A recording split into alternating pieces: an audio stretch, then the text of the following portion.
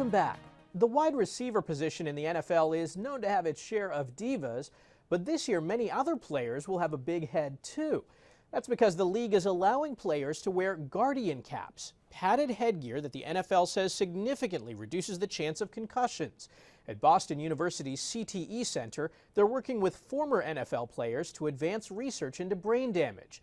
To find out how that research is going, as well as more about player safety at both the high school and pro levels, we spoke with Dr. Michael Alasko. He's the co-director of clinical research at BU's CTE Center. Doctor, thanks so much for joining us. My first question is about CTE. Can you explain a little bit about what it is? Sure. CTE or chronic traumatic encephalopathy, it's a neurodegenerative disease similar to Alzheimer's disease, but different in many ways. But really what defines CTE is what we think causes it, and that's exposure to repetitive head trauma or repeated hits to the head. Can you explain what you're doing, because you're actually working with former NFL players? Yeah, so we have several initiatives where we study former NFL players, but we also study a whole range of former contact sport athletes with these types of head trauma. And what we're focusing in on is just that. How can we develop methods that can accurately detect and diagnose this disease during life? We're looking at a person's signs and symptoms. We're doing advanced imaging of the brain to see if we can detect the protein of CTE. So these are all research efforts ongoing that we hope will yield a lot of promise in the future. What's the next step for your research as you continue to look into this?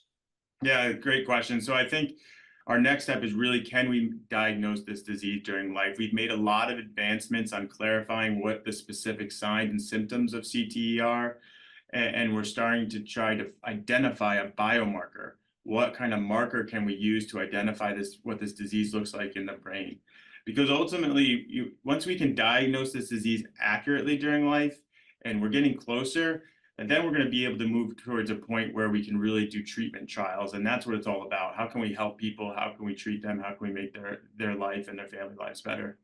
We're seeing these new helmets that have been designed in use in the NFL. Do these softer helmets work?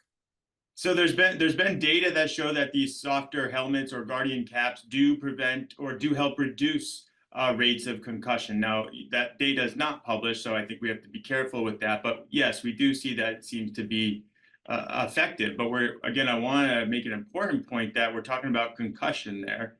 CTE is repetitive head impact. So think about the thousands of hits to someone's head over the course of their lifetime, which is different. We don't think CTE is a result, or we know it's not a result of one or even two concussions.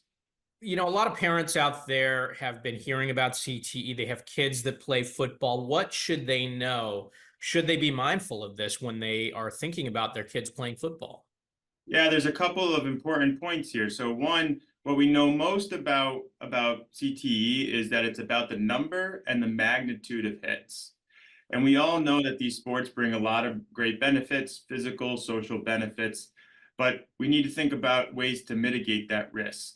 And one of those ways is to reduce your exposure. So play tackle football is one option. Delay when you start to tackle. Otherwise, then we're in the boat of education, right? Parents need to read on this. They need to visit websites like the CDC, like the Concussion Legacy Foundation, to understand what the signs and symptoms of a concussion are. What is the association between these tackle football and CTE, and have that conversation with the family and inclusive of the children so they're aware of the risks as well. Well, we appreciate you taking the time. Thanks so much for talking with us. Thanks for having me. I appreciate it. There's a growing movement of social media influencers promoting raw or unpasteurized milk. It's coincided with a recent spike in sales across the country, with more than half of U.S. states giving farmers the power to sell raw milk direct to customers. As Chanel Call reports, it's good for business, but carries serious health risks. On this dairy farm in Harrington, Delaware, we take a clean towel off of the T ends. Stephanie Knutson is busy milking her cows. So the cows are milked twice a day. This milk gets pasteurized and sold at grocery stores across the country. We're milking her into this bucket milker down here. But come January, Knutson hopes to sell it raw. We have always drank raw milk, and that we produce on the farm. I'm a big proponent of this being regulated. People are having a hard time. And regulation could soon be coming as Delaware considers legalizing the sale of raw milk amid a recent and growing movement online. I drink raw cream in my coffee every morning. Raw farm dairy. If I'm going to do milk, it's going to be raw milk that I get at the farmer's market. Celebrities, influencers, even some politicians are endorsing raw milk, milk that has not been pasteurized or boiled to kill dangerous germs. So we asked CBS News medical contributor Dr. Celine Gounder to weigh in.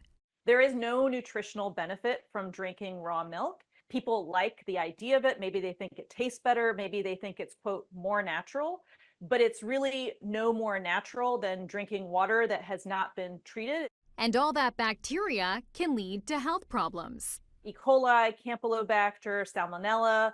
These can give you fever, abdominal pain, diarrhea, kidney failure. Listeria can cause fetal abnormalities, even fetal death.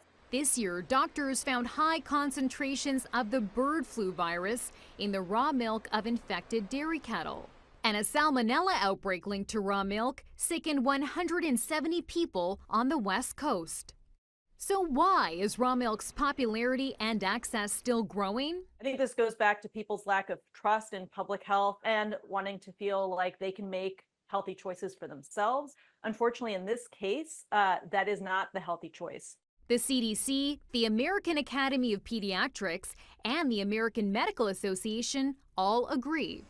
But in a bid to help struggling dairy farmers, It's been very difficult to operate on the positive side of things for 20-some years now. more than half of U.S. states created a pathway for raw milk to be sold directly to consumers within state lines. With raw milk, we can set the price, and the national average price for raw milk is $10 to $14 a gallon. From our co-op, we might be getting $1.50 a gallon. Though without federal oversight, the standards are inconsistent. States have been left to come up with their own rules. They are really, literally all over the place, from pretty much incidental sales being totally unregulated and all you have to do is put a warning label on it to say it's unpasteurized, to other states that require, a lot more high-level testing. While doctors still warn against consumption, farmers like the Knutsons see an opportunity to meet this growing milk market. It can absolutely help us to thrive, not just survive. Chanel Call, CBS News. After the break, what schools are doing to keep students focused on learning, and the device that simplified putting ear tubes in children.